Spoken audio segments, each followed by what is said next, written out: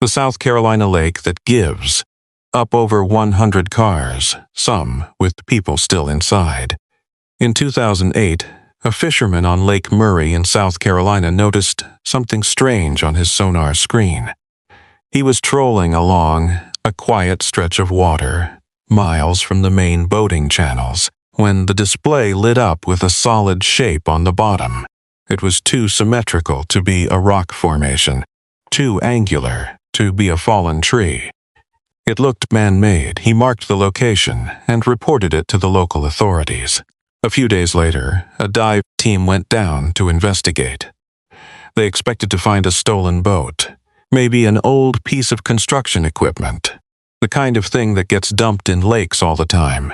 What they found was a car, a sedan, sitting upright on the lake, its windows intact, its tires still inflated by the pressure of the water, and inside the car, still strapped into the driver's seat, were the remains of a human being.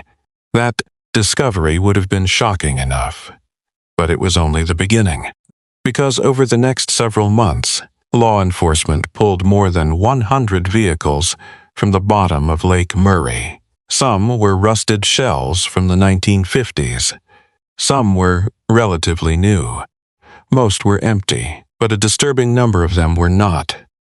Inside those cars, divers found bones, bodies, people who had been reported missing for years, decades in some cases, people whose families had given up hope, people whose stories had gone cold, and the question that nobody could answer was simple. How did they get there? Lake Murray is not a remote wilderness lake. It is a massive reservoir, 41 miles long, created in the 1920s to generate hydroelectric power. It is surrounded by homes, marinas, and public boat ramps. It is one of the most popular recreational lakes in the southeastern United States. Thousands of people visit it every summer. So how do over 100 cars end up at the bottom of a busy lake without anyone noticing? Let me tell you what the divers found. Let me tell you what the autopsies revealed. And let me tell you why some investigators believe that what lies at the bottom of Lake Murray is not just a graveyard of accidents, but something far more deliberate.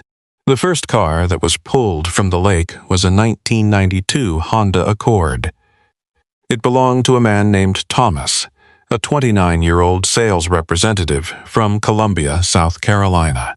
Thomas had been reported missing